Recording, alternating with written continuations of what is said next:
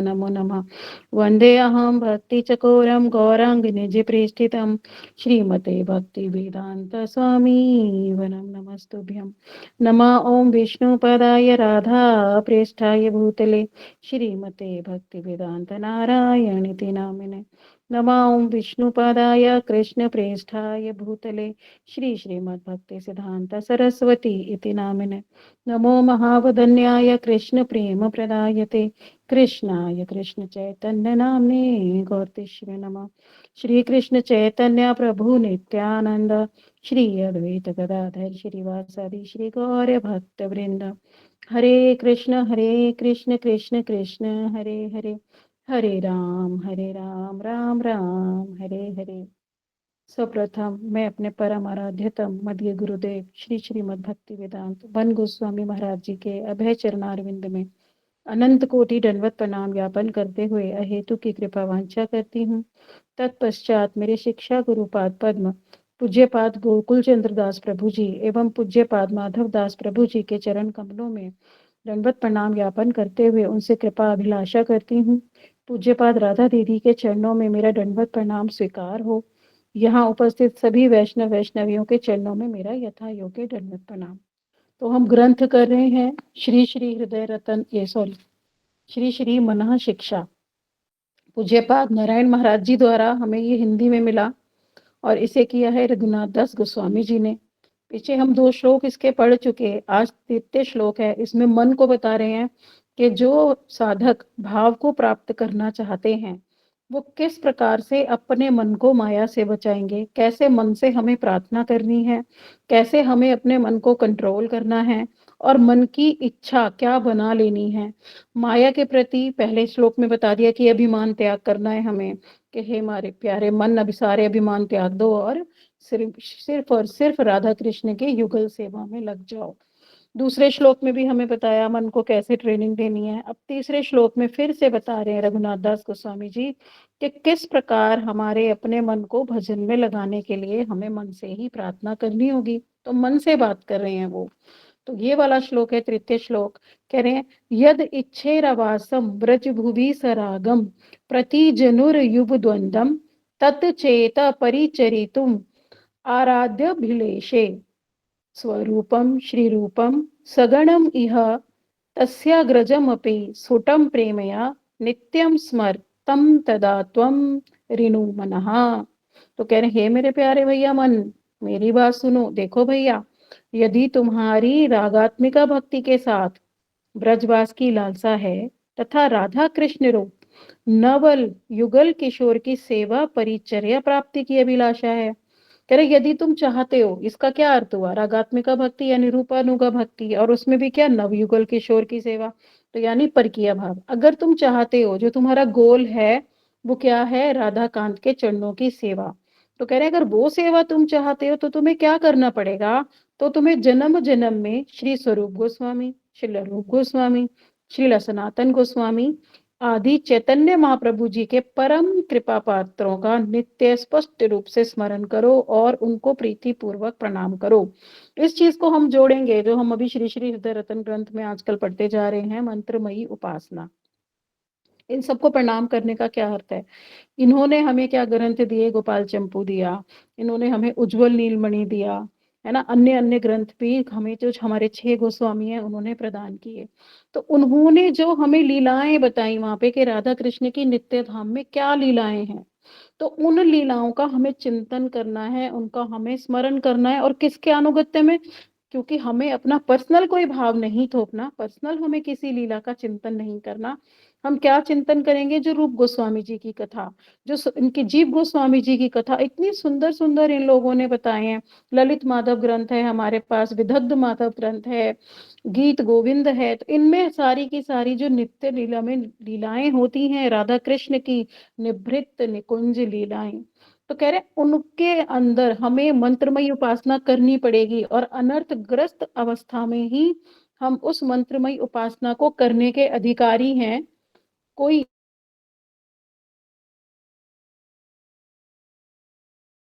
मेरा शायद नेट ही चला गया।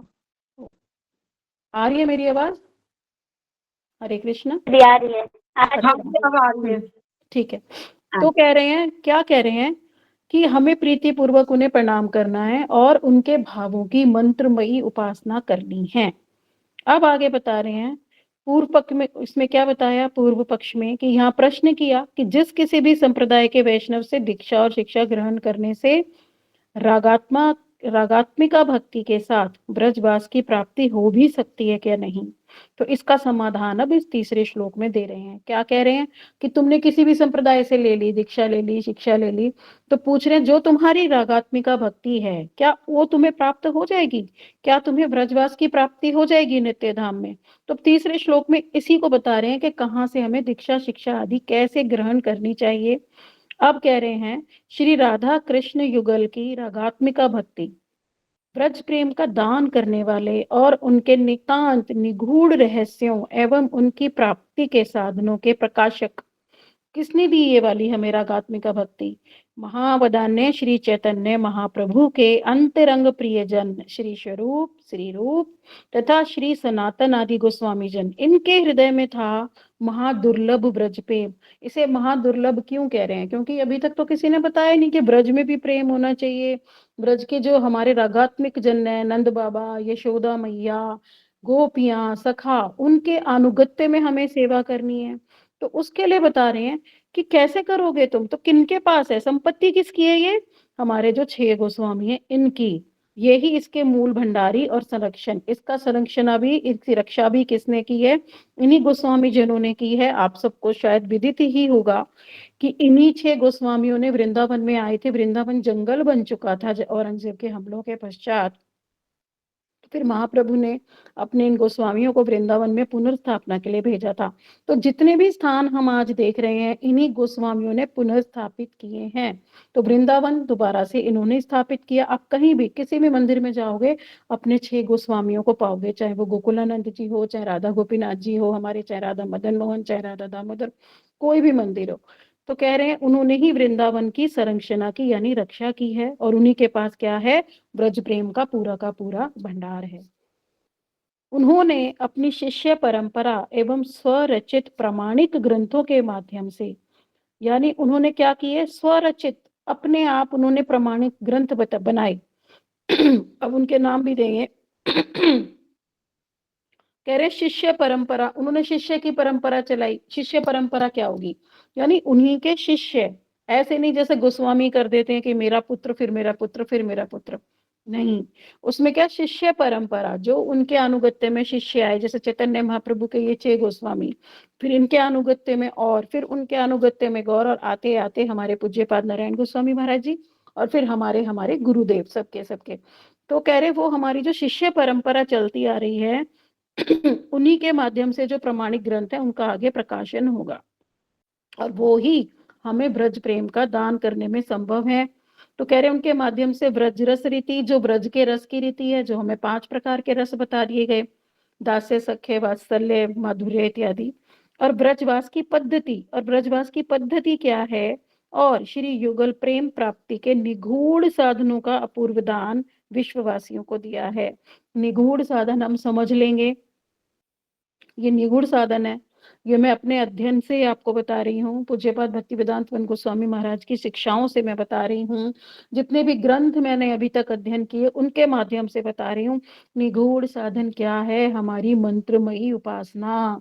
सब लिख लेंगे इस वस्तु को, हम ये नहीं, हम ये तो करना ही है, ये तो हमारे अर्चन पूजन में और उसमें आ ही रहा है कि हमें कथाएं श्रवण करनी है, हमें वृंदावन परिक्रमा करनी है, हमें गुरुदेव का अनुगत्य करना है। पर फिर बार बार बोला जाता है ब्रज रस रसिक वैष्णवों के अनुगत्य में हमें क्या करना है, लीला कथाओं का श्रवण करना है। और फिर टॉप मोस्ट लीला बता दी गई, रास लीला। तो जिस जिस प्रकार से हमारा भजन होगा तो भजन भी हमारा बढ़ेगा, तभी मैं जोर देकर इन शब्दों को बोल रही हूँ, जब हम हरिनाम करते समय जो मंत्रमयी उपासना है, जिनमें राधा कृष्ण युगल की हमारी, ये अभी हम आजकल उसमें पढ़ रहे हैं ना, उसमें ये भी बता दिया कि जिनका सख्य में भाव है वो कौन से श्लोकों को करेंगे, जो वात्सल्य भाव के हैं वो कौन से श्लोकों का चिंतन करेंगे, कौन सी लीलाओं का चिंतन करेंगे, और जो माधुर्य भाव के वो कौन सी लीलाएं और श्लोकों का चिंतन करेंगे। इतना डिटेल गुरुदेव ने दे दिया उसमें।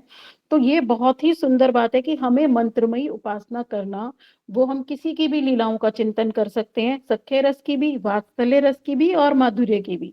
तो उससे क्या है, पोषण माधुर्य का भी होगा।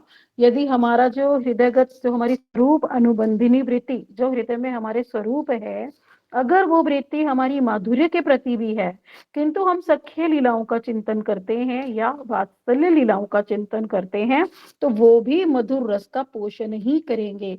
इसलिए कृष्ण की बाल लीलाएं, कृष्ण की पौगुंड लीलाएं और कृष्ण की माधुर्य लीलाएं, इन सब में ही हमारा अधिकार है और इन सब का ही हम चिंतन कर सकते हैं स्वच्छंद रूप से। पर स्वच्छंदता का अर्थ ये नहीं कि हम अपनी मन गढ़ंत लीलाएं चिंतन करेंगे। मैं बार बार इस बात को रिपीट कर रही हूँ, मन गढ़ंत चिंतन हमें नहीं करना। हम चिंतन किसका करेंगे, जो गोस्वामी वर्गों ने लीलाएं श्रवण कराई और जो गुरुदेव हमें श्रवण करा रहे हैं। तो गुरुदेव के मुख से निसृत जो वाणी है, जो वो हमें हरि कथाएं श्रवण कराते हैं, उनकी कथाएं हमें विशेष रूप से श्रवण करनी चाहिए। क्योंकि जब गुरुदेव हमें श्रवण कराते हैं, तो उन कथाओं को हमारे हृदय में आत्मसात करने की भी वो ही कृपा करते हैं और हमें पात्रता भी देते हैं, ताकि हम उसे समझ पाएं। पर उसके लिए एक वस्तु बार बार बताई जाती है, लोभ। कम से कम हमारे हृदय में लोभ तो उत्पन्न हो जाए कि मुझे ये वस्तु चाहिए। अभी तक तो देखो ना, हमें पता ही नहीं था, हम पड़े हुए थे इसी जड़ संसार में। हमें पता ही नहीं है कि क्या प्राप्ति करनी है क्या नहीं। ठीक है जी, हरिनाम कर लिया, एकादशी कर ली, हम तो जा रहे हैं, वैष्णवों का संग कर रहे हैं, परिक्रमाएं भी करें, हमारा पूरा साधन हो रहा है, हम सेटिस्फाइड हैं। पर कह दिया, इस सब से भी, इस सब का भी कारण क्या है कि लोभ उत्पन्न करना। अगर हमारे हृदय में लोभ हो जाए ना कि नहीं, हमें तो ये राधा कृष्ण के युगल चरण प्राप्त करने ही है, हमें तो महाप्रभु के भाव प्राप्त करने ही है। क्यों? जब तक हमारा उद्देश्य डिसाइडेड नहीं होगा, लक्ष्य नहीं होगा, तब तक हम उसकी प्राप्ति के लिए रोएंगे भी नहीं, कातर प्रार्थना भी नहीं करेंगे। तो इसीलिए हमारे को अपने अंदर लोभ डेवलप करना है अब अपने इस साधन के द्वारा। जब लोभ आ जाएगा ना, तो फिर स्पॉन्टेनस हो जाएगा साधन।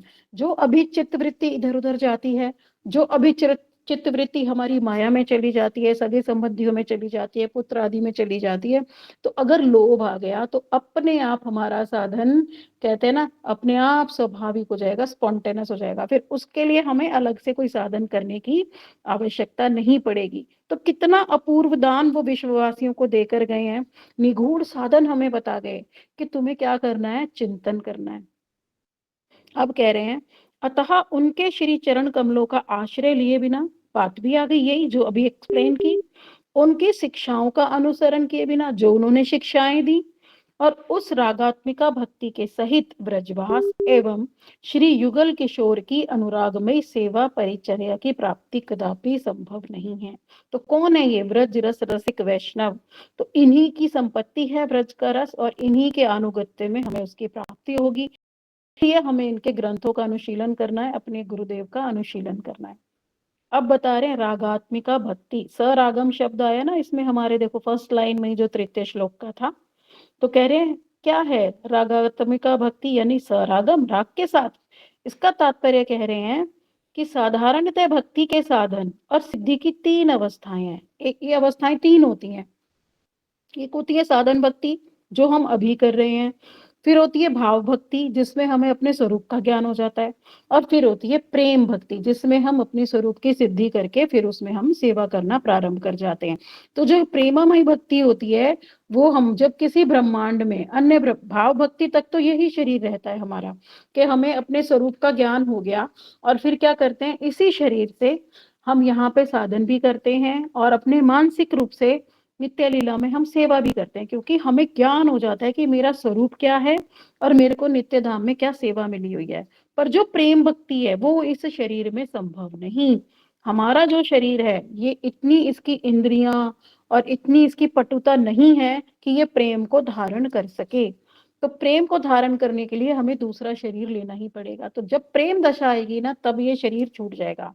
और प्रेम दशा में गोपी गर्भ से हमें यही किसी ना किसी अन्य ब्रह्मांड में जन्म मिलेगा, किसी गोपी गर्भ से। वहां पे उन गोपियों के अनुगत्य में हम सीखेंगे। जैसे कहते हैं ना, हम जैसे किस पे जाते हैं, अपनी जॉब से पहले वो होती है ना, मैं तो नाम भूल रही हूँ, इंटर्नशिप, ट्रेनिंग में। इंटर्नशिप, हाँ इंटर्नशिप पे जब हम ट्रेनिंग। जाते हैं, जो हाँ जो जॉब मिलती है इंटर्नशिप की, तो वो एक तरह से वो वस्तु है। वहां पे हमें गोपियों के, अभी हम जो हृदय रतन ग्रंथ पढ़ रहे हैं वहां पे वो भी है कि कैसे तुम गोपियों के अंदर, कैसे तुम्हें सिखाया जाएगा खुसुर फुसुर बात करनी है, पति वंचना करनी है, अपने गुरुजनों की वंचना करनी है।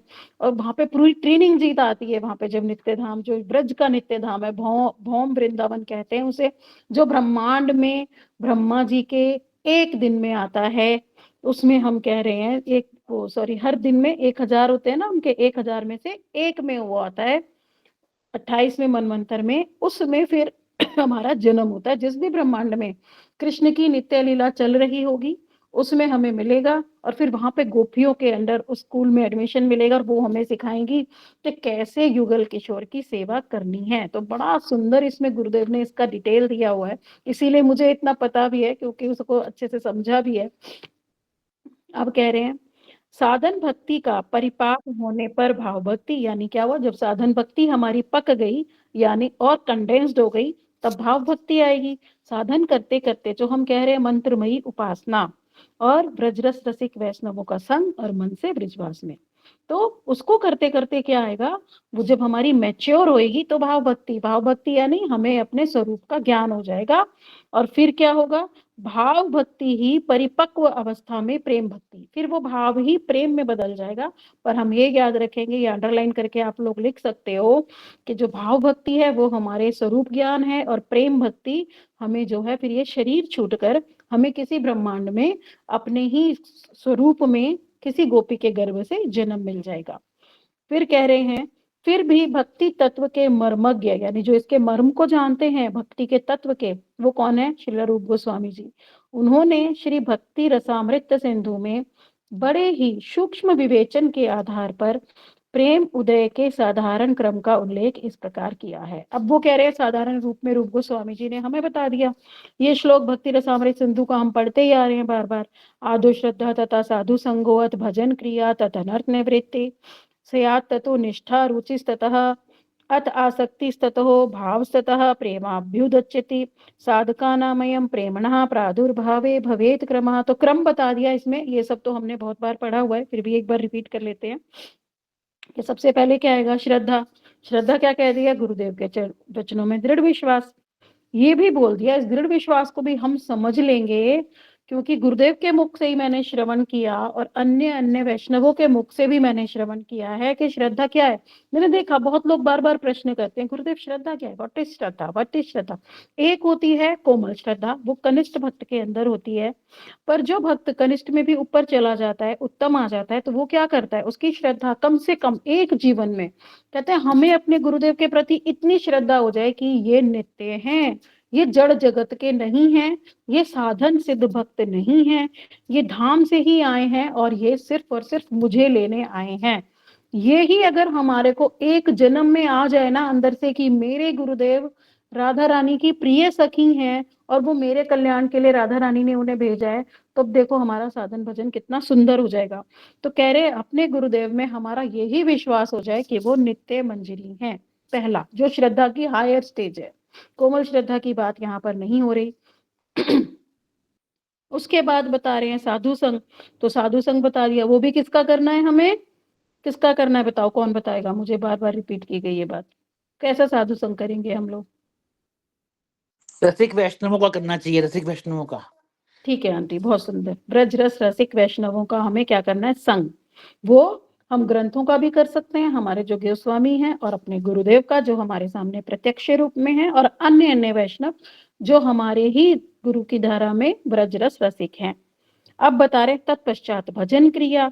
अब क्या होगी, जो हम मंत्रमयी उपासना की बात भी कर रहे हैं, ये भजन क्रिया में अंडरलाइन करके लिख लेना, कि जो मैं हायर स्टेज की बात कर रही हूँ, यहाँ कोमल स्टेज की बात नहीं हो रही है। जिन लोगों का लोभ आ गया उनकी बात यहाँ पर हो रही है। पहले तो उन्हें श्रद्धा होगी कि मेरे गुरुदेव नित्य सखी हैं। फिर दूसरा, ब्रज रस रसिक वैष्णवों का संग, यानी हमारे जो 6 गोस्वामी हैं उनके ग्रंथों को पढ़ना, अपने गुरुदेव की कथाओं को बहुत सीरियसली सुनना। तीसरा आ गया हमारा भजन क्रिया, यानी मंत्रमयी उपासना हमारी स्टार्ट हो जाएगी, चिंतन आरंभ हो जाएगा। अब कह रहे हैं अनर्थ निवृत्ति। उससे क्या होगा, पहले ही हमने कह दिया अनर्थग्रस्त अवस्था में हम क्या कर सकते हैं, मंत्रमयी उपासना। क्यों? क्योंकि लोभ आ गया। अगर मान लो कोई जैसे पहले भी मैंने शायद इस क्लास में बताया, दूसरी में मुझे याद नहीं है इसलिए मैं रिपीट कर देती हूँ, कि जैसे कोई एक गरीब है, उसकी कोई योग्यता नहीं है, पर उसका लोभ किसी एक हीरे के प्रति हो जाए, तो वो उस हीरे की प्राप्ति के लिए मेहनत करेगा, कितनी मेहनत करेगा कि नहीं मुझे ये खरीदना है। तो इसी तरह से अगर अनर्थग्रस्त जीव भी है, पर अगर उसका लोभ हो गया कि मेरे गुरुदेव ने ये कथा सुनाई, श्री कृष्ण की राधा रानी बंसी चुरा रही थी, अच्छा मुझे भी उस लीला में जाना है, कितने सुंदर लग रहे होंगे कृष्ण, कितनी सुंदर लग रही होंगी ना राधा रानी, और ललिता सखी ने जूड़े में बंसी चुरा ली थी, काश मैं ललिता सखी के पीछे खड़ी होती, है ना। इस तरह का लोभ हमें करने का पूरा पूरा पूरा अधिकार है। ये हमारे अधिकार से नीचे की चेष्टा नहीं है। ये श्री श्री हृदय रत्न ग्रंथ में गुरुदेव ने पूरा खुल के स्पष्ट रूप से बताया है। तो इसलिए मैं इस बात को इतना प्रमाणित करके बोल भी रही हूँ, क्योंकि ये गुरुदेव के ही वचन है। तब क्या होगा, उससे क्या होगा, हमारी अनर्थ निवृत्ति हो जाएगी जब हम मंत्रमय उपासना करेंगे। तो अभी पहले भी कहा था, जब हमारे को इसमें इंटरेस्ट आ जाएगा तो हमारी इधर उधर चिंतन ही नहीं रहेगा कि कहाँ मेरा शरीर, कहाँ मेरे शरीर से रिलेटेड संबंधी, कहाँ देवी देवताओं की पूजा, और कहाँ इस संसार की रोज की राजनीति। तब हम क्या करेंगे, अपनी मंत्रमयी उपासना में ही निरत रहेंगे। सब समय लाला राधा और कृष्ण की और लाला की सुंदर सुंदर हमारी बाल लीलाएं, पौगंड लीलाएं, सख्य लीलाएं सारी की सारी हमारे हृदय में, मन में, चिंतन में चलती रहेंगी। तो उससे क्या होगा, हमारी अनर्थ निवृत्ति हो जाएगी, अनर्थों के प्रति हमारा ध्यान ही नहीं रहेगा। फिर कह रहे हैं, और बता भी दिया, उसके पश्चात आएगी निष्ठा। निष्ठा में कह रहे हैं भजन में विक्षेप राहित्य निरंतर्य, मतलब विक्षेप नहीं होगा फिर हमारे भजन में। जो अभी हो जाता है ना, अरे हम तो बीमार हो गए, हमारा भजन रह गया, अरे हमें तो वहां जाना पड़ गया, अरे मेरे तो पति को इतना काम था, बच्चों को इतना काम था, उसके पेपर थे, मेरी बेटी आ गई, ये हो गया वो हो गया। तो तब हमारी क्या होगी, हमारी निष्ठा आ जाएगी, और हमारा जो भजन में विक्षेप यानी रुकावट किसी भी प्रकार की आएगी नहीं। सब समय हम भजन करेंगे। पर अभी क्या हो रहा है हमारा भजन, अभी हम मंत्रमयी उपासना में ही हैं। फिर कह रहे हैं रुचि आ जाएगी। फिर हमारी रुचि ऐसी आएगी कि भजन में बुद्धि पूर्वक अभिलाषा। अब हमारी क्या है, अभिलाषा जाग जाएगी, लोभ जाग जाएगा कि मुझे तो ये वस्तु प्राप्त करनी है, मुझे तो लीला में प्रवेश करना है, मुझे तो जाना ही जाना है लीला में, मैं तो अब राधा कृष्ण के बिना रह नहीं सकती। ऐसी रुचि आ जाएगी। फिर कह रहे हैं आसक्ति। फिर क्या होगा, भजन और भजनीय दोनों के प्रति यानी राधा कृष्ण के प्रति हमारी इतनी आसक्ति हो जाएगी, इतना प्रेम आ जाएगा कि ये मेरे राधा कृष्ण, कैसे मैं इनकी सेवा करूं, कैसे मैं इनसे प्रेम करूं, कैसे मैं इन्हें प्रसन्न कर दूं। फिर कह रहे हैं उसके बाद भाव। तब क्या होगा, हमें अपने स्वरूप की ज्ञान हो जाएगा कि मैं, मेरा स्वरूप यहाँ सख्य में है, क्या मैं कृष्ण का सखा हूँ, क्या मैं कृष्ण का दास हूँ, या मैं फिर इनके माधुर्यमय लीला में मंजरी हूँ, या मैं गोपी हूँ। उस तरह का फिर भाव आ जाएगा। तो हमें पता लग जाएगा मेरा स्वरूप क्या है। यहाँ पे एक वस्तु और ये भी है कि पहले हमें अपने स्वरूप का ज्ञान होगा। अपने स्वरूप का ज्ञान होने से नित्य लीला में हमें ये भी पता लगेगा कि मेरे गुरुदेव का क्या स्वरूप है। पहले अपने स्वरूप की प्राप्ति होगी, उसके बाद गुरुदेव के स्वरूप का ज्ञान आएगा। अच्छा ये बंसरी, ये तो मेरे गुरुदेव हैं, यहाँ पे ये ऐसे सेवा कर रहे हैं, मेरे गुरुदेव कितने सुंदर लग रहे हैं, और गुरुदेव अनुगत्य में मुझे भी सेवा देंगे कि मुझे क्या सेवा करनी है। वहां भी हमें अनुगत्य में सेवा करनी है अपने गुरुदेव की, पूरी परंपरा होगी वहां। वहां पे पहले रूप मंजरी ऑर्डर देंगी नारायण मंजरी को, नारायण मंजरी ऑर्डर देंगी हमारे गुरुदेव को, गुरुदेव ऑर्डर देंगे फिर हमें। ये ही हमारा उसमें कंटिन्यू रहेगा। फिर कह रहे हैं जब वो आ जाएगा, पहले तो हम चिंतन में सेवा करने लगेंगे क्योंकि हमें अपने स्वरूप का ज्ञान हो गया। फिर उसके बाद हमें प्रेम प्राप्त होता है। प्रेम में फिर बताया ही था अभी पहले कि प्रेम में फिर क्या होगा, गोपी गर्भ में जन्म हो जाएगा अभी इसी ब्रह्मांड के अंदर। अब कह रहे हैं साधकों में प्रेम आविर्भाव का यही क्रम है। ये किसने बताया हमें, किसने बताया, कौन बताएगा, वन गो में बताओ जल्दी से, किसने बताया, बुक में नहीं देखेगा कोई, किसने बताया हमें ये सारा क्रम। गुरुजी ने। गुरुवर गुरुवर नहीं, रॉन्ग। बताओ किसने बताया। नारायण गोसाई महाराज ने बताया। नहीं महाप्रभु महाप्रभु नहीं, अभी रूप शुरू करने सनातन से पहले गोस्वामी। बताया तो था, किसने बताया, रूप गोस्वामी जी का है ये वाला श्लोक। आदो श्रद्धा तथा साधु संगनत भजन क्रिया बताया था श्लोक का भक्ति नाम पूछ रसामृत। रहे हैं। हाँ, भक्ति रसामृत सिंधु में ये क्रम बताया गया ना, तो ये नोट्स बनाने पड़ेंगे हमें अगर हम अपने भजन को सुदृढ़ करना चाहते हैं। कई लोग कहते हैं कि हमें याद नहीं रहता, अरे याद रहेगा जब हम सीरियसली नोट्स बनाएंगे कि ये श्लोक किसने कहा, कौन बता रहा है हमें, श्री रूप गोस्वामी बता रहे हैं। रूप गोस्वामी कौन है, रूप मंजरी, तो उन्होंने बताया, तो ये बात तो गलत हो ही नहीं सकती, ये बात तो प्रमाणिक हो गई। इस तरह हमें नोट्स बनाने चाहिए। अभी देखोगे मेरी बुक में, फिर से देखो कितने नोट्स बने हुए हैं, ऐसे ही नहीं पढ़ना होता कभी, ठीक है। तो हमें ऐसे नोट्स बना के पढ़ना चाहिए ताकि हमें याद रहे कि वास्तव में बात क्या हो रही है, तभी तो चिंतन होगा। तभी तो गुरुदेव कहते हैं जो पढ़ता है प्रश्न वही करता है, प्रश्न उसी के हृदय में आएंगे। तो हमें पता होना चाहिए कि जो श्लोक हमारे इंपॉर्टेंट हैं तो वो कौन बता रहे हैं, हमारे रूप गोस्वामी बता रहे हैं, कोई बात हमारे सनातन गोस्वामी बता रहे हैं, कोई बात हमें रघुनाथ दास गोस्वामी जी बता रहे हैं। तो ये वाला श्लोक रघुनाथ दास गोस्वामी कोट कर रहे हैं यहाँ पे कि देखो कैसे उन्होंने बता दिया। तो ये हमारा जो है ये क्रम है, ठीक है। ये हम याद रखेंगे आज के बाद कि ये श्लोक हमें किसने कराया, किसने बताया। ये है भक्ति रसामृत सिंधु का है, और किसने बताया, ग्रंथ किसका है, रूप गोस्वामी जी का। अब ये बता दिया, फिर कह रहे हैं साधकों के साधन के समय ही वैधि और रागानुगा भेद से साधन भक्ति दो प्रकार की। साधन भक्ति भी दो प्रकार की है, एक वैधि भक्ति, एक रागानुगा भक्ति। तो जो वैधि साधन से जो उदित प्रेम होता है वो हमारा वैकुंठ का प्रेम होता है, वो हमारा नित्य लीला का प्रेम नहीं होता। किंतु जो रागानुगा साधन से होता है वो नित्य लीला का प्रेम होता है। तो आगे बता रहे रूप गोस्वामी जी ही वैधि भक्ति के विषय में बता रहे हैं। अगला श्लोक ले रहे हैं, यत्र रागान वाप्तत्वात् प्रवृत्ति रूप जायते शासने नैव शास्त्रस्य स वैधि भक्तिरुच्यते शास्त्रोक्तया प्रलभया तत्तर्मर्यादयान्वितः वैधि भक्तिरियं कश्चिंतया मर्यादा मार्ग उच्यते। अब इसमें क्या बता रहे हैं, भक्ति में दो प्रकार की हो गई, एक होता है भक्ति के प्रति लोभ से, और दूसरा शास्त्रों के प्रति जो अनुशासन वचन जो शास्त्रों में बताए गए। तो कह रहे हैं जिस भक्ति में हमारा राग ना हो, रुचि ना हो, लोभ ना हो, तो क्या है, बस शास्त्रों में जो अनुशासन बताए गए उन्हीं को हम पालन करते चले जा रहे हैं, तो उसको कह रहे हैं कि वैधि भक्ति होती है। तो वैधि भक्ति को मर्यादा मार्ग भी कहते हैं। उसमें हमारी कोई ब्रजरस रसिक वैष्णव नहीं है, उसमें हमारे कोई राग नहीं है ब्रजवासियों के प्रति, बस बता दिया अर्चन पूजन करना है और शुचि अशुचि करनी है, और ये डूज हैं और ये डोंट्स हैं। तो वो क्या है, वैधि भक्ति। उसमें हृदय में प्रेम नहीं आ रहा, वो शुष्क कह दी गई वैधि भक्ति। अब कह रहे हैं रागानुगा भक्ति में रूप गोस्वामी जी ने क्या बता दिया। अब मैं पढ़ती नहीं हूँ, फिर टाइम बहुत नष्ट हो जाएगा, श्लोक मैं सोच रही हूँ आज ही कंप्लीट हो जाए। तो ये भी भक्ति रसामृत सिंधु का है, भक्ति रसामृत सिंधु ग्रंथ रूप गोस्वामी जी ने लिखा। अब वो बता रहे हैं रागानुगा भक्ति क्या है।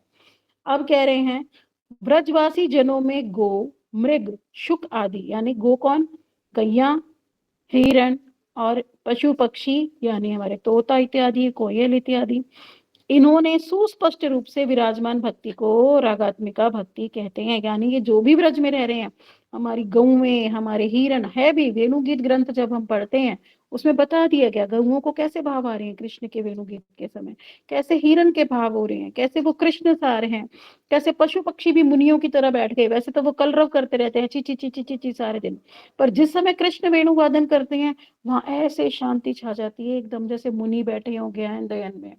तो जो जो बोल रहे होते हैं वो शांत हो जाते हैं, जो शांत होते हैं वो बोलने लगते हैं, कैसे उनको स्तंभित हो जाते हैं वो। तो कह रहे हैं उसी को हम रागात्मिका भक्ति कहते हैं। उस रागात्मिका भक्ति का जो अनुगमन करता है उसे रागानुगा भक्ति कहते हैं। यानी जो रागात्मिक जन हैं, जिनकी कृष्ण से प्रीति है, उसमें कह दिया उनके पशु पक्षी भी हैं जो ब्रज में हैं, जिनका कृष्ण के प्रति राग है। मयूर है ना, उसका भी कृष्ण के प्रति राग है। पेड़ पौधों का, पुष्पों का भी कृष्ण के प्रति राग है।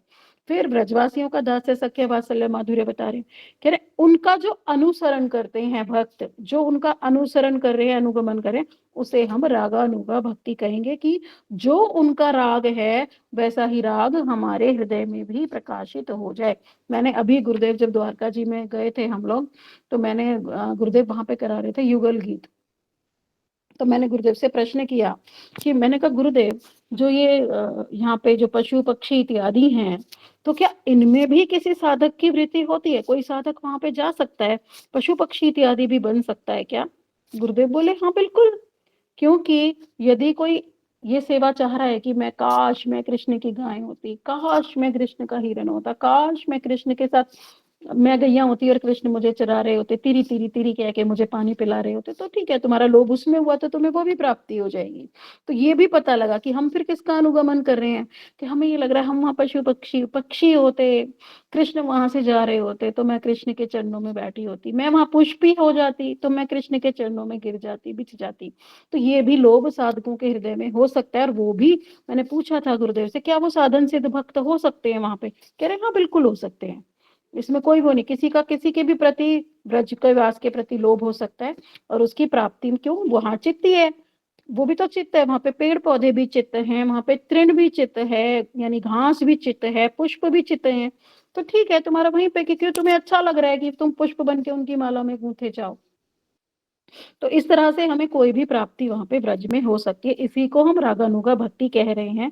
इसीलिए मना शिक्षा में बताया, इस चीज को सबसे छोटा करके बता दिया, इसीलिए यहाँ पे बोला गौ मृग शुकादि पक्षियों में भी शब्द का इस्तेमाल किया ना, वो इसीलिए किया गया यहाँ पे इसका उपयोग, कि तुम ब्रजवासियों की तो बात ही छोड़ दो, जो हमारा सख्य वात्सल्य इत्यादि की बात की जा रही है, पर वहां के जो पशु पक्षी इत्यादि भी हैं उनके अंदर भी कृष्ण के प्रति विशेष राग है। तो जो उसका अनुसरण करेंगे उसे ही रागानुगा भक्ति कहा जाता है।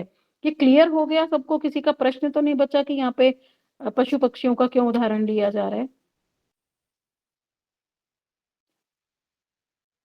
चलो आगे चलते। रागानुगा भक्ति को अच्छी तरह समझने के लिए पहले रागात्मिका भक्ति का कुछ परिचय दिया जा रहा है।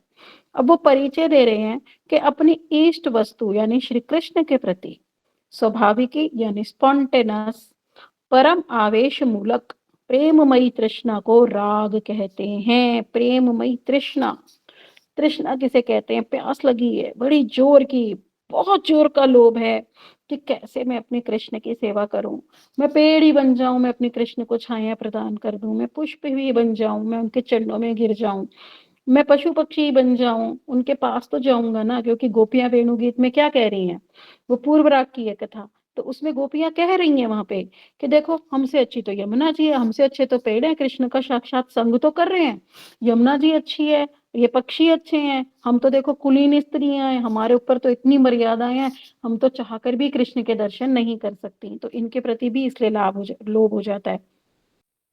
ऐसी रागमयी यानी प्रबल राग से युक्त माल्य गुंफन यानी माला को गूंथना एवं परिचर्या रूपा यानी परिचर्या करना राधा और कृष्ण की, इसी भक्ति को रागात्मिका भक्ति कहते हैं। यानी हृदय में राग हो जाए कृष्ण के प्रति, कैसे यशोदा मैया उनके कान गूंथ रही हैं, कैसे कृष्ण मैया यशोदा मैया उनको स्नान करा रही हैं। अगर हम वो वाला ग्रंथ पढ़े ना अपना गीत गोविंद और वो ये गोविंद लीलामृत, उसमें देखो लीलाएं कितनी सुंदर सुंदर लिखी हुई हैं कि कैसे कितना स्नान की सामग्री होती है, कितने स्नान उन मटकों में पानी भरा जाता है रात को चांदनी के अंदर, चांदनी उसमें पड़ती है, अलग अलग प्रकार की उसमें खुशबुएं होती हैं, अलग अलग प्रकार के अनुलेपन, और कितने कितने सखा आते हैं फिर उनको स्नान कराने के लिए। ऐसे राधा जी के स्नान का भी बड़ी सुंदर व्याख्या है। तो उसमें जब श्रवण करेंगे पढ़ेंगे तभी तो लोग होगा ना, अच्छा इतना सुंदर प्रसाद, तब क्या होगा, उसी को हम रागात्मिका भक्ति कहेंगे। अब कह रहे हैं एक काम रूपा और दूसरी संबंध रूपा। अब ये रागानुगा भक्ति भी दो प्रकार की हो जाएगी हमारी, काम रूपा और संबंध रूपा। ये मैं पहले ही बता देती हूँ, काम रूपा कौन सी होती है, ये होती है गोपियों की, और संबंध रूपा किसकी होती है, दासों की और सखाओं की और मैया की। तो क्यों होती है संबंध रूपा, क्यों? क्योंकि कृष्ण उनके क्या है, लाला हैं, नंद बाबा और यशोदा मैया के। सखाओं के क्या हैं, मित्र हैं। और दासों के क्या हैं, दासों के लिए प्रेमी उनके बालक हैं दास रूप में। तो वो संबंध रूपा, क्यों? उन्हें संबंध से प्रेम हो रहा है, इस बात को हम समझेंगे। संबंध से प्रेम कैसे हो रहा है, कि अगर मेरे मित्र हैं तो मेरा प्रेम होगा उनके प्रति मित्र वाला, अगर वो मेरे बालक हैं तो मेरा प्रेम होगा माता वाला, कि मेरा लाला है, इसको भूख लगी है, प्यास लगी है, मैं इसको ये कपड़ा पहनाऊंगी, मैं इसको ये श्रृंगार करूंगी, मैं इसके लिए ये बनाऊंगी, ये खिलाऊंगी। तो उसका प्रेम कैसा होगा, माता वाला, तो क्योंकि उसका संबंध माता वाला है। फिर जो सखाओं का होगा, ऐसे खेलूंगा ऐसे करूंगा, वो कृष्ण के साथ गिल्ली डंडा भी खेलेगा, कुश्ती भी खेलेगा, उनकी पीठ पे भी चढ़ेगा, क्योंकि वो संबंध से प्रेम है, संबंध है तो प्रेम है, इसलिए कहेंगे उसको हम, जो रागात्मिका भक्ति है वो उनकी है संबंध रूपा। काम रूपा गोपियों की होती है, क्योंकि उनके हृदय में काम है, जिसे हम शुद्ध प्रेम कहते हैं। उनका तो कोई संबंध नहीं कृष्ण से, उनका कोई संबंध नहीं है। वो बस कहते हैं ना गोपी गीत में, अशुल्क दासिका। और कृष्ण ने ये भी कह दिया, ना पारे अहम। कृष्ण कह रहे मैं तुम्हारा ऋण चुका ही नहीं सकता, और वो कोई शुल्क भी नहीं लेती, उनका कोई वो संबंध भी नहीं है, कुछ चाहती भी नहीं है। तो गोपियां तो बस सेवा करेगा, कृष्ण हमें तुमसे प्रेम है। कितना सुंदर वो होता है ना। ये भी कि भाई जब कृष्ण, वो गोपी जो हमारा चंदन है, वो कैसे द्वारका जी में पहुंचा, क्योंकि जब कृष्ण ने लीला की अस्वस्थ होने की, ये दिखाने के लिए कि मेरे सबसे अच्छे प्रेम संबंध किसके साथ है, कौन मेरे लिए अपने प्राण भी दे सकता है। तो वहां पे बात आई थी ना, नारद जी ने मना कर दिया, उद्धव जी ने मना कर दिया, द्वारका की महिषियों ने मना कर दिया, क्योंकि बात ये आई थी कृष्ण का उपचार उसी से होगा जब कोई इनसे जो प्रेम करता है, इनका कोई प्रेमी जन अपने चरणों की धूल देगा। तो सबने कहा हम तो अपने चरणों की धूल देंगे नहीं, क्योंकि हम तो नरक में चले जाएंगे। अरे अरे, गोपियों ने भी की। हमारे स्वामी के माथे पर तो ऐसी बात तो आएगी नहीं। तो फिर जब गोपियों के पास पहुंचे नारद जी, तब गोपियां कह रही हैं कि ले जाओ, भर भर के धूल ले जाओ, भर भर के धूल ले जाओ। क्यों? उन्होंने कहा अरे तुम नरक में चली जाओगी, तुम्हें डर नहीं लग रहा कि तुम्हें नरक मिल जाए? अरे अरे, हम करोड़ों अरबों खरबों साल नरक में जाने के लिए तैयार है, हमारे स्वामी का सिर दर्द ठीक होना चाहिए। ये होता है प्रेम। तो उसे कह रहे हैं काम रूपा, उनका कोई संबंध से थोड़ी है। वो तो बस सोच भी नहीं रही हम नरक जाएंगी या हमारा क्या होगा, बस कृष्ण से प्रेम है, उन्हें अहेतु का प्रेम है, उसमें कोई हेतु नहीं है उनका। अब कह रहे हैं रागानुगा भक्ति के अधिकारी कौन है, इस विषय में भी श्री रूप गोस्वामी फिर से भक्ति रसामृत सिंधु में बता रहे हैं। इसीलिए बार बार हमारे गुरुवर्ग कहते हैं भक्ति रसामृत सिंधु ग्रंथ पढ़ो पढ़ो पढ़ो। तो इसीलिए ये हमारी अनअधिकार चेष्टा नहीं है, हमें ये सारे ग्रंथ पढ़ने ही चाहिए। अब बता रहे हैं केवल रागात्मिका भक्ति में ही निष्ठा रखने वाले ब्रजवासियों के भावों के अनुरूप, यानी तत्व जातीय, उनके ही जैसे भाव हमारे हृदय में प्राप्त करने के लिए जो ब्रजवासी हैं, उनकी प्राप्ति के लिए लालायित व्यक्ति ही रागानुगा भक्ति मार्ग के अधिकारी हैं। देखो अब यहाँ अधिकार भी बता दिया। बार बार हमारे वैष्णव जगत में बात की जाती है कि किसका अधिकार है, किसका अधिकार नहीं है। हम अधिकार चेष्टा करें, कई दीदियों का प्रश्न होता है क्या क्या हम ये ग्रंथ पढ़ सकते हैं, क्या हम पढ़ सकते? अरे पूज्यपाद नारायण गोस्वामी महाराज ने ग्रंथ दिए क्यों फिर, अगर हमारा अधिकार नहीं था तो? बिल्कुल अधिकार है। कह रहे किसका अधिकार है? जिनका लोभ हो गया, जो हम बार बार कह रहे हैं लोभ ही एकमात्र वस्तु है, लोभ ही एकमात्र वस्तु है। तो लोभ तो हो कि नहीं मुझे राधा कृष्ण की सेवा करनी है, मुझे नित्य धाम में जाना है, मुझे कौन सी लीला में रस आ रहा है, क्या मुझे सख्य लीला में रस आ रहा है, क्या मुझे वात्सल्य में लीला रस आ रहा है, क्या मुझे माधुर्य में आ रहा है। पर हम किसी की भी मंत्रमयी उपासना करें, किसी भी लीला का चिंतन करें, पर जो हमारी स्वरूप अनुबंधनी वृत्ति होगी, उसका पोषण कृष्ण की सभी लीलाओं से हो जाएगा। तो कह रहे वो ही राग भाग की भक्ति मार्ग के अधिकारी हैं जिनको लोभ हो गया उस वस्तु की प्राप्ति के लिए कि मुझे ब्रजवासियों के भावों का मिल जाए भाव। अब कह रहे हैं श्रीमद् भागवत और रसिक भक्तों द्वारा रचित तदर्थ प्रतिपादक लीला ग्रंथों में वर्णित, देखो ये बात आ ही गई कि हमारे भागवतम में कितनी सुंदर सुंदर लीलाएं बताई गई। मैं अपना एक वो बताती हूँ एक्सपीरियंस यहाँ पे। मैं बिल्कुल नई नई थी, 12-13 साल पुरानी बात बता रही हूँ। उस समय मैं कार्तिक परिक्रमा में नहीं गई थी, बस हरिनाम लिया था, दीक्षा ली थी। तो रागलेखा दीदी के अनुगत्य में थी मैं। तो उस टाइम तो मेरे घुटने भी खराब थे, मैं चल फिर नहीं सकती थी। तो मैंने कहा दीदी कैसे, मतलब हमें कार्तिक का पालन करना चाहिए। तो मेरे को दीदी ने कहा तुम ना इसका जो दशम स्कंद पढ़ो भागवतम का, पूज्यपाद नारायण गोस्वामी महाराज जी द्वारा रचित। तो मैंने वो दशम स्कंद पढ़ा, तो उसमें बाल लीलाएं आई कृष्ण की। तो उन लीलाओं को पढ़ते पढ़ते मैं इतनी, मतलब पूरा कार्तिक मेरे को ऐसे रहा, हाय कृष्ण काश मेरे बालक होते, हाय कृष्ण मैं इतने सुंदर लाला को गोदी में लेती। इतने सुंदर रूप से पूज्यपाद नारायण गोस्वामी महाराज ने उसमें वर्णन किया। देखो मैंने तो जब तक कुछ सुना ही नहीं था, मैं बिल्कुल नई थी, बस उस ग्रंथ को एक आवेश के साथ पढ़ने से ही मेरा वहां लोभ उत्पन्न हो गया। नहीं कृष्ण की लीला में तो ओहो कृष्ण कितने सुंदर लग रहे होंगे ना, जब बकरे की पूंछ मड़ेरी मरोड़ी होगी उन्होंने गाय की बछड़े की, और कितने सुंदर वो लग रहे होंगे जब वो सखाओं के साथ खेल रहे थे। कितने सुंदर जब यशोदा मैया ने ब्रह्मांड की लीला में उनको देखा, उनके मुख में ब्रह्मांड। तो लोभ उत्पन्न ऐसे ही होता है, धीरे धीरे धीरे करके स्थायी भाव आएगा, तब हमें पता चलेगा कि कौन सी लीला में हमारा प्रवेश होगा। तो कह रहे हैं उसमें जो वर्णित है हमारी जो रूप गुण बताए गए, जो कृष्ण के लिए सर्वेंद्रिय प्रीतिकर हैं, परम आकर्षक हैं, उनसे संबंधित मधुर लीला कथाओं को सुनकर बुद्धि का उस विषय में शास्त्र युक्ति की तनिक भी अपेक्षा ना रखकर, हमें शास्त्र युक्ति की अपेक्षा नहीं रखनी है उस समय, अधिकार अनधिकार चेष्टा हमें नहीं श्रवण करनी है उस समय। हमें क्या करना है, जो उनकी मधुर लीलाएं हमें दी गई भागवतम में श्रवण करा रहे हैं, इसीलिए तो भागवतम श्रवण करने का महत्व है। और किससे कहते हैं, ब्रजरस रसिक वैष्णवों से सुनो।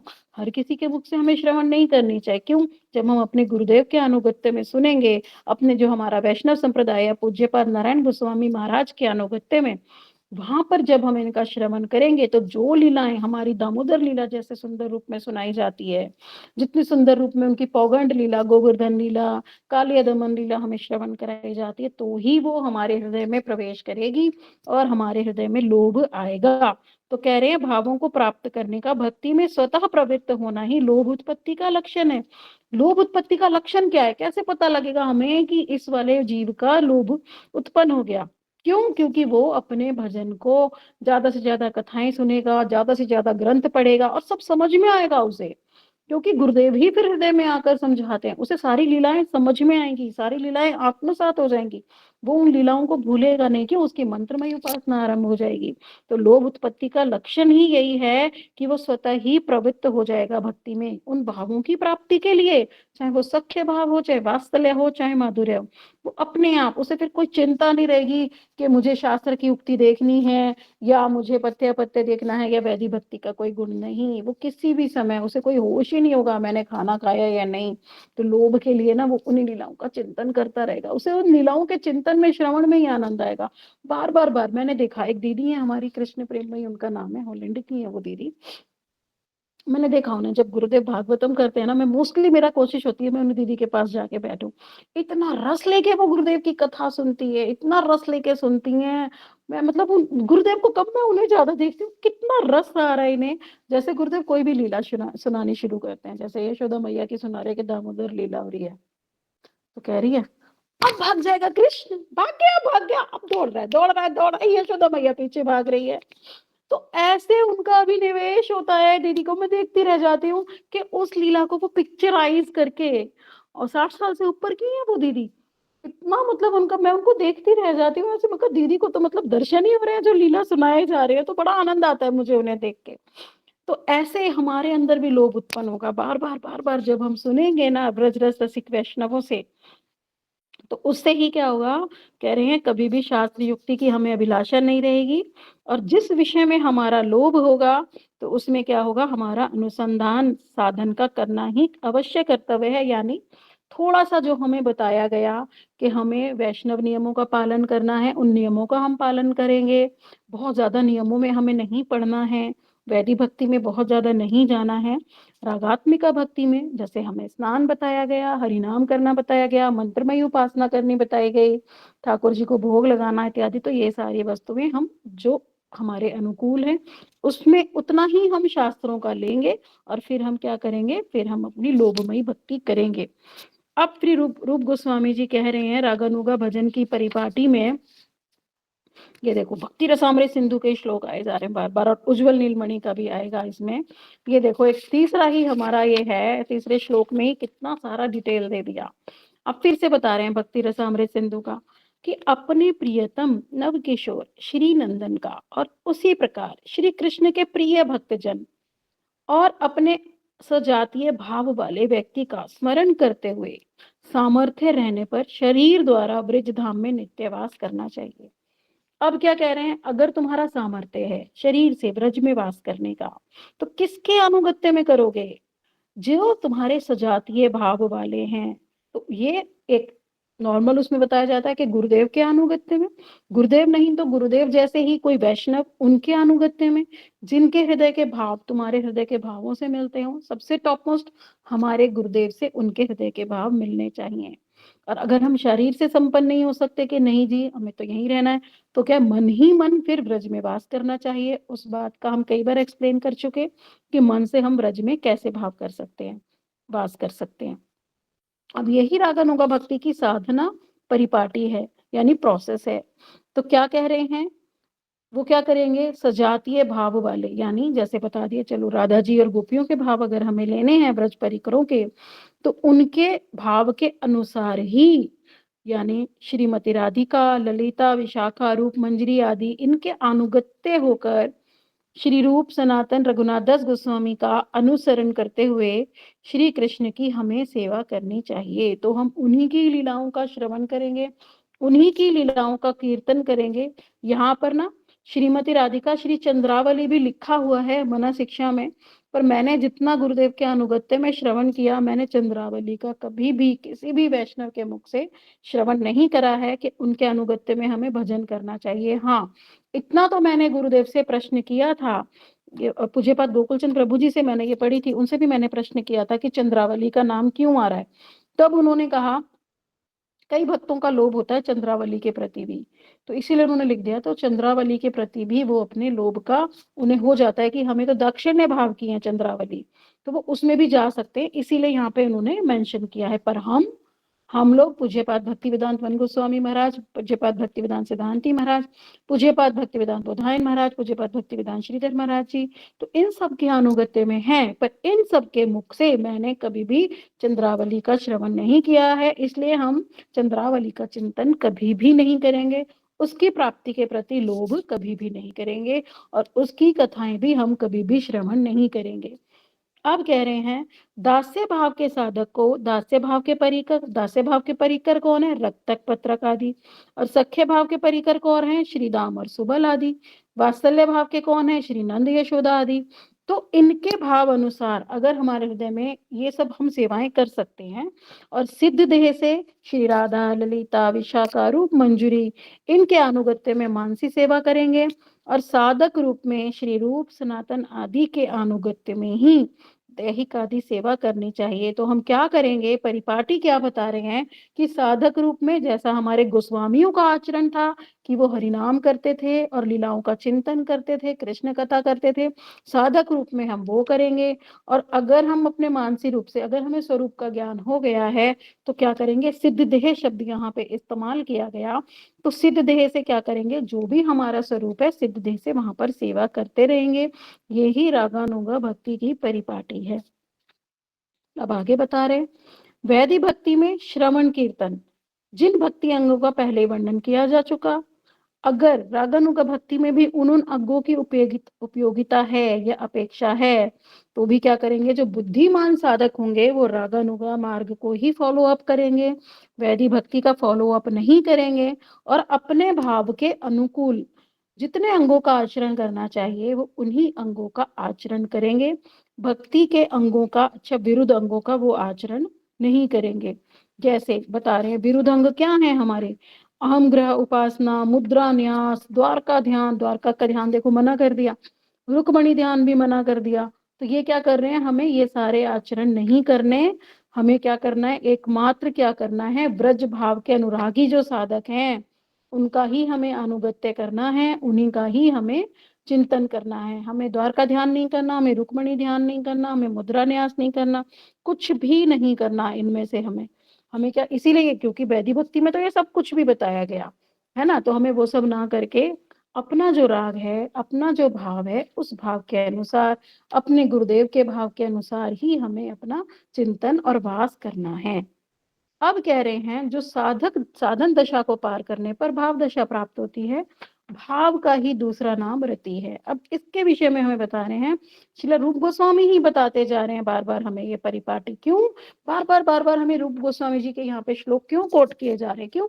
रूप गोस्वामी बता दिया हमारी रूप मंजरी है, तो जो मंजरी है वो धाम से आई, तो उन्होंने धाम से आके ही हमें बताया कि मैं वहां से आई हूँ, वहां इतनी सुंदर सुंदर सुंदर सेवा होती है, वहां इतने रस की प्राप्ति होती है। पर अगर सुनो सुनो तुम भी अगर उस रस की प्राप्ति करना चाहते हो ना, तो देखो ये परिपाटी है, ये तुम ऐसे ब्रज में वास करोगे और वहां पे ऐसे ऐसे गोपियां करती हैं और ऐसे ऐसे तुम्हें दशाएं प्राप्त होंगी।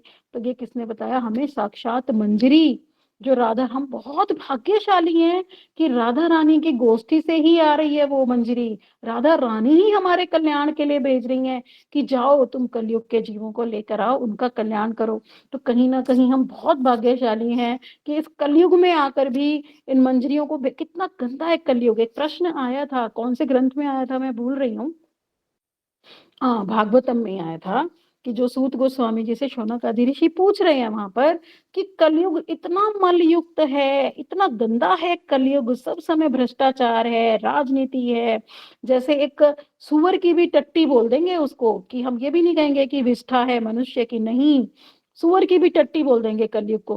तो कह रहे इतने गंदे स्थान पे कृष्ण को क्या आवश्यकता पड़ गई आने की कि वो यहाँ पर आ गए और ये मंजरियां यहाँ पर आ गई। तो वहां पे शौनक आदि ऋषि पूछ रहे हैं उनसे। तो इसीलिए कह रहे हैं कि हम कितने भाग्यशाली हैं कि भगवान हमारे कल्याण के लिए हमारे गुरुदेव को मंजरी स्वरूपा, हमारी रूप मंजरी, हमारे हमारे गुरुदेव सब आए यहाँ पर इतने गंध में हमारा उद्धार के लिए। तो हमें बहुत ऋणी होकर भजन करना चाहिए अपना, कि वो कितने गंद में हमारे लिए आए हैं यहाँ पर, कितना गंदा है कलयुग। अब कह रहे हैं उज्जवल नीलमणि ग्रंथ में बता रहे हैं कि जो समर्था रति है यही बढ़ते बढ़ते महाभाव दशा के रूप में परिणत हो जाती है। तो यानी जो हमारा जो भाव था पहले तो उसी को रति कह दिया, तो भाव क्या हुआ, हमें अपने स्वरूप का ज्ञान हो गया, तो हमने उसमें क्या करा, अपनी उस रति से जो हमारे स्वरूप का ज्ञान हुआ, वो चाहे चलो एग्जाम्पल ले लेते हैं मंजरी भाव ही है, तो हमने क्या किया, उसी भाव में एक चिंतन में सेवा करनी शुरू कर दी लीला में अपनी। अब कह रहे हैं वो ही फिर बढ़ते बढ़ते महाभाव दशा में आ जाती है, परिणत हो जाती है, यानी हमें फीलिंग होने लगती है भगवान की। अब कह रहे हैं इसीलिए विमुक्त एवं प्रधान प्रधान भक्त जन भी इसी रति का अन्वेषण करते हैं।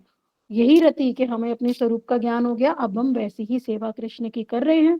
तो वो ही जब रति वृद्धि प्राप्ति होती है यानी और मैच्योर हो जाती है, तब क्या होता है, उसके अंदर जो प्रेम दशा आ गई, प्रेम दशा में वो चले गए, महाभाव दशा को बता रहे हैं प्रेम दशा, यानी एक नित्य लीला में प्रवेश जो यहाँ ब्रह्मांड में हो रही है। अभी हम मान ही गए नित्य धाम की बात नहीं हो रही, अभी इसी जड़ जगत में ब्रह्मांडों में जो कृष्ण आ रहे हैं, जो उनकी लीला चल रही है, उसमें क्या होगा, पहले तो हमारे प्रेम प्रेम दशा में गोपी गर्भ से जन्म हो गया, फिर वही क्या होगा, स्नेह मान प्रणय राग अनुराग और भाव का नाम धारण करती है, यानी वो और कंडेंस और कंडेंस और कंडेंस, बढ़ते प्रेम बढ़ते बढ़ते बढ़ते बढ़ते। देखो एक जड़ जगत का एग्जाम्पल लिया जा सकता है, वैसे तो यहाँ जड़ जगत में किसी का प्रेम है नहीं, हमारा तो हेतु का प्रेम तो बिल्कुल भी नहीं है, सबका जो है हमारा स्वार्थ का ही प्रेम है। पर किंतु जैसे किसी स्त्री की मनपसंद पुरुष से शादी हो जाती है, तो जो प्रेम उसका पहले वर्ष में रहता है, दूसरे बुढ़ापा आते आते उसका प्रेम कितना बढ़ जाता है। ऐसे ही पुत्र, जैसे जैसे पुत्र बड़ा होता है उसके प्रति प्रेम कितना बढ़ जाता है। तो ऐसे ही कह रहे हैं कि धीरे धीरे धीरे वो प्रेम इतना बढ़ जाता है अपने भगवान के प्रति कि वो स्नेह मान प्रणय राग अनुराग ऐसे ऐसे वो बढ़ता है। उदाहरण दे रहे हैं कि जैसे गन्ने के बीज से पहले गन्ने का रस निकला, उससे ज्यादा कंडेंस्ड क्या हुआ, फिर गुड़ और करा उसको तो खांड, फिर शकरा, फिर कह रहे हैं सिता यानी मिश्री, और फिर सितोपला, और भी ज्यादा उसकी 6 दशाएं बता दी गन्ने की, कि गन्ने से कैसे और गाढ़ा और मीठा और सुंदर बनता चला जाता है। उसी प्रकार स्नेह से लेके भाव तक सभी प्रेम के ही विलास हैं तो सारी स्टेजेस प्रेम की, पर और गाढ़ी और गाढ़ी और गाढ़ी। इसीलिए कह रहे हैं कि शास्त्र विद्गण इन 6 के लिए प्रेम शब्द का 6 के 6, देखो इंग्लिश में अगर इंग्लिश भाषा में इसको ट्रांसलेट किया जाए तो they can not translate in English because there is only word love. प्रेम के लिए वो सिर्फ लव का यूज करते हैं, तो लव को कैसे तुम, स्नेह की क्या इंग्लिश है नहीं पता जी, है ना, भाव की क्या है नहीं पता, राग अनुराग की क्या इंग्लिश है नहीं पता। तो that is why in English ग्रंथास देयर इज एक्सप्लेन्ड कि राग अनुराग वो वहां पे ये हिंदी के वर्ड ही इंग्लिश में लिख दिए जाते हैं। तो कह रहे हैं कि इसीलिए इन सबको प्रेम ही कहा जाता है, पर प्रेम की ये अलग अलग दिशाएं हैं। अब कह रहे हैं यहाँ यह बात भी उल्लेख योग्य है, देखो कौन बता रहा है इस सारी बात को, सारी की सारी बात को श्रीला रूप गोस्वामी बता रहे हैं उज्जवल नीलमणि ग्रंथ में। अब वो कह रहे हैं कि जिस साधक भक्त में जिस प्रकार का प्रेम उदित होता है उसके प्रति श्री कृष्ण की भी वैसी ही प्रति होती है। तो कह रहे जैसे हमारे गोप कुमार के बारे में बताया गया बृहद भागवतम मृतम ग्रंथ में, वैकुंठ में गए उन्हें आनंद नहीं आया, है ना, स्वर्ग में भी गए थे वहां भी उन्हें आनंद नहीं आया, फिर वो अयोध्या भी गए द्वारका भी गए सब जगह गए उन्हें आनंद नहीं आया। उन्हें आनंद कब आया, जब वो सखे लोक में गए माधुर्य भाव में, जब वहां कृष्ण के सखा के रूप में वो थे तब उन्हें आनंद आया।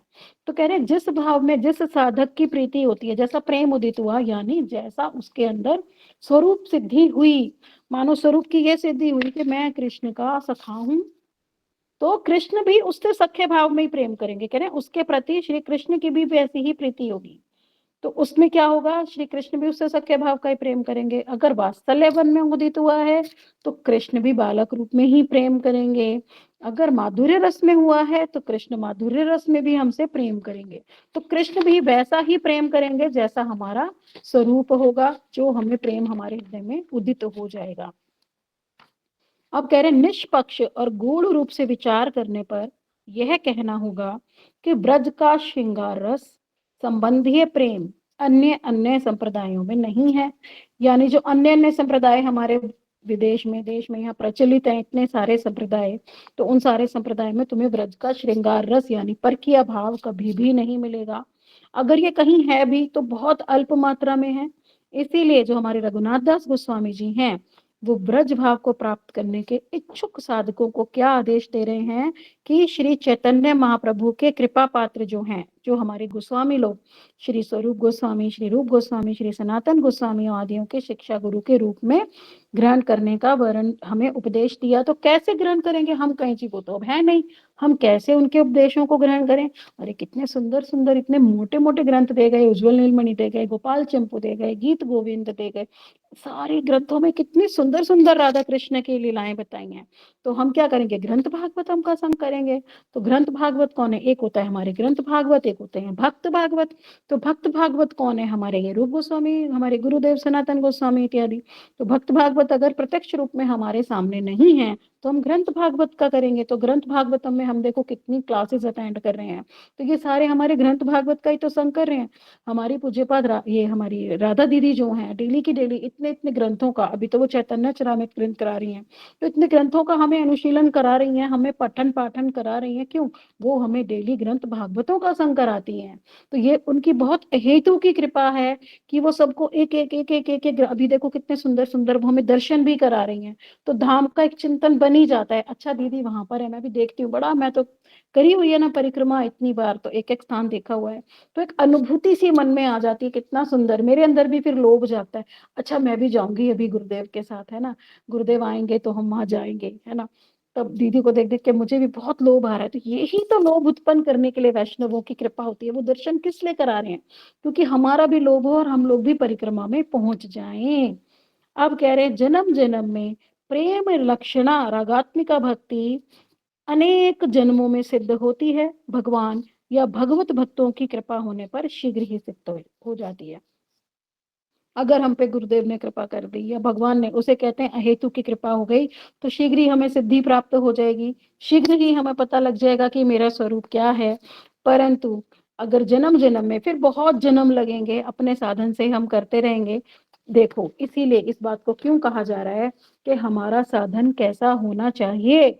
हमें अभी इस दिशा में साधन नहीं करना कि मुझे अपनी स्वरूप सिद्धि करनी है, मुझे अभी साधन इस दिशा में नहीं करना कि मुझे 64 माला करनी है, मुझे अभी साधन इस दिशा में भी नहीं करना कि मुझे मंत्रमय उपासना करनी है।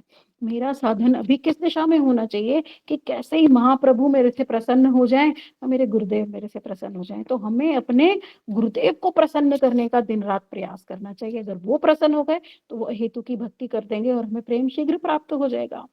तो हम अपना ये जन्म तो गुरुदेव को भजन में ही लगा दें, उन्हीं को, कि गुरुदेव मेरे साधन से प्रसन्न हो जाएं, मेरा आचरण ऐसा हो, मेरे विचार ऐसे हो, मेरी ग्रंथ की स्टडी ऐसी हो, मेरे को देख के सब कहें कि हाँ ये वन महाराज की शिष्य आ रही है, हाँ ये श्रीधर महाराज जी की शिष्य आ रही है ना। ऐसे एक शिष्य के अंदर से उसके गुरुदेव का रस टपकता हो और गुरुदेव को भी लगे हाँ ये मेरा शिष्य है। क्यों, गुरुदेव ने जो जो बताया बिल्कुल एज इट इज उसको पालन करना, बिल्कुल एज इट इज उसको श्रवण करना, अपने आचरण को ऐसे लगना कि कोई ये ना कह दे कि गुरुदेव देखो, वन महाराज जी देखो, श्रीधर महाराज जी आपके शिष्य ने ये कर दिया। हमारी तरफ से कभी कोई शिकायत गुरुदेव के पास ना जाए और गुरुदेव देखें कि मेरी ये बेटी, मेरा ये बेटा कितने प्रेम से सेवा कर रहा है, तो गुरुदेव का हृदय पिघल जाए हमारी सेवा देखकर। गुरु ऐसी ऐसी कथाएं भी सुनाई जाती है ना, कैसे कैसे जो मूर्ख शिष्य थे, जो आग का ही पत्ता खा रहे थे, उन पे कृपा कर दी, सारे ग्रंथ प्रकाशित हो गए। जो बाढ़ में जाके ही लेट गए, उन पे कृपा कर दी, उन्हें कोई शास्त्रों का ज्ञान नहीं है, उन्हीं को सारे ग्रंथ प्रकाशित हो गए, उन्हीं को स्वरूप सिद्धि हो गई। तो गुरुदेव की कृपा प्राप्त करने का हमें बहुत अधिक परिश्रम करना चाहिए, अपने गुरुदेव को प्रसन्न करने का ही हमें प्रयास करना चाहिए। गुरुदेव कैसे प्रसन्न होंगे? हमारे भजन को देखकर, शास्त्रों में हमारा प्रवेश देखकर, हमारा आचरण देखकर, हमारा वैष्णवों के प्रति व्यवहार देखकर, वैष्णवों के प्रति हमारा समर्पण देखकर। तो हमें हमारे अंदर वैष्णव के एटिकेट्स सारे डेवलप करने पड़ेंगे। वैष्णवों के प्रति प्रेम, हमें कभी किसी के प्रति कोई भी दोष बुद्धि नहीं रखनी। जब गुरुदेव देखेंगे कि ये बच्चा मेरा पूरा भजन में लखा है और ये प्राप्ति चाहता है, तो हमारे प्रश्न भी वैसे ही होंगे गुरुदेव से कि गुरुदेव, मैंने उस शास्त्र में ये पढ़ा था, तो क्या आप मुझे बताएंगे कि वहां पर ये बात कैसे आ रही है? तब गुरुदेव को लगेगा हाँ, मेरा बच्चा इसमें प्रश्न, और वो पता लग जाता है।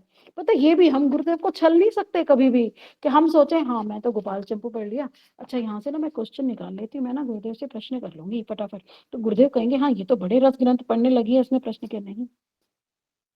गुरुदेव को आप कभी भी छल नहीं पाओगे। वो सब जानते हैं कि ये प्रश्न तुम्हारे हृदय में उदित कैसे हुआ, वो सब जानते हैं।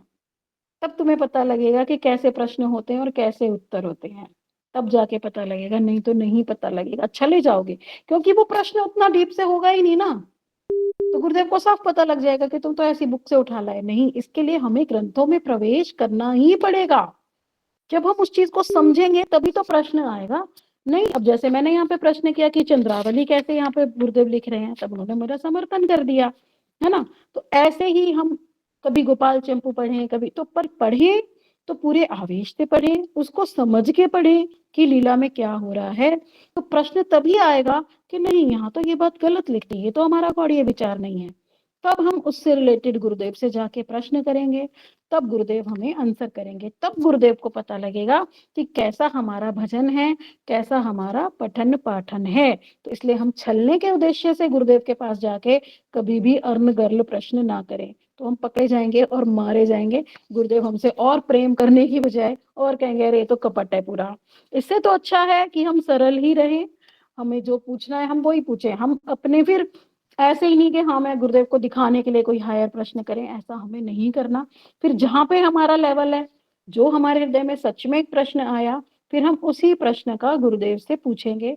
हम उससे ऊपर नहीं पूछेंगे, अपने आप को साबित करने के लिए कभी नहीं पूछेंगे। देखो, अगर हमने सोचा कि हम अपने आप को साबित करेंगे कि हाँ गुरुदेव मेरा भजन बड़ा अच्छा है, तो हम गुरु किसे मान रहे हैं? फिर गुरु वो है या गुरु मैं हूँ? अगर मैं गुरुदेव को मूर्ख बना सकती हूँ तो गुरु तो मैं ही हो गई, फिर गुरु चित्त कहाँ रहे? फिर तो मैं उनके संग छल कपट कर रही हूँ। तो पहले तो यही बुद्धि आए ना उनके प्रति, गुरु बुद्धि आए कि वो चाहते हैं, जानते हैं कि मैं कौन हूँ, मैं इतना अधम पापी, इतना असमर्थ। गुरुदेव जानते हैं, गुरुदेव आप ही रक्षा करो। मैंने देखा विदेशी भक्त भी, इंडियन भक्त भी, जो बुरे से बुरे काम कर जाते हैं हरिनाम दीक्षा लेकर भी, वो कैसे गुरुदेव के आगे रोते हैं, गुरुदेव आपने तो मुझे भजन दीक्षा दी, किंतु देखो मेरा तो चित्त अभी ऐसा है, मैंने तो ये काम कर दिया। अपने दोष बताते हैं। तो जो सरल हृदय का होगा ना, वो गुरुदेव को जाके अपने सारे दोष बताएगा, वो उनसे अपना कोई दोष नहीं छुपाएगा, बिल्कुल सरल हृदय से कि गुरुदेव मेरा ये दोष ठीक कर दो ना, मेरे अंदर तो अभी काम क्रोध बहुत है, मेरे अंदर तो अभी ये बहुत है, मेरा तो अभी ये लोभ बहुत है, वस्त्रों के प्रति लोभ है, इधर लोभ है, उधर। अपने ही दोष हम अपने आप ही गुरुदेव को बताएंगे। उनसे फिर वो हमारे दोषों का, क्योंकि हम वास्तव में जब चाहते हैं कि मेरे अंदर ये कपटता है, और मैं अगर चाहती हूँ कि मुझे इसकी शुद्धि चाहिए, तो कौन करेगा? गुरुदेव करेंगे। तो मुझे गुरुदेव से रोते हुए प्रार्थना करनी पड़ेगी, गुरुदेव मेरी कपटता नहीं जा रही। तब तो गुरुदेव कृपा करेंगे, हाँ वास्तव में ये चाहती है कि ये कपट ना करे। नहीं, उससे पहले तो मुझे कपटता में आनंद आ रहा है, तो ठीक है, मैं क्यों कहूंगी गुरुदेव से कि गुरुदेव मेरी कपटता ठीक कर दो? हम कहेंगे ही जब हम वास्तव में ठीक करना चाहते हैं। ये भी बात ऊपर के रूप से गुरुदेव से मत कह देना, वो सब जानते हैं कि ये सिर्फ कहने के लिए आई है या ये वास्तव में अपना शोधन चाहती है। तो ये बहुत बारीकियां हैं गुरुदेव को प्रसन्न करने के विषय में। तो मैं हम सभी गुरुदेव के अनुगत्य में, रूप गोस्वामी के अनुगत्य में, रघुनाथ दास गोस्वामी जी के अनुगत्य में यही प्रार्थना करते हैं कि मन शिक्षा में जो जो भी वो हमें बताते जा रहे हैं, वैसे वैसे भाव, वैसी वैसी सरलता, वैसे वैसे शरणागति, रागात्मिका भक्ति के प्रति हमारी प्रीति उन्हीं की कृपा से हमारे हृदय में उदित हो। निताई गौर प्रेमानंदे, हरि हरि बोल। वांछा कल्पतरुभ्यश्च कृपा सिंधुभ्य एव च पतितानां पावनेभ्यो वैष्णवेभ्यो नमो नमः।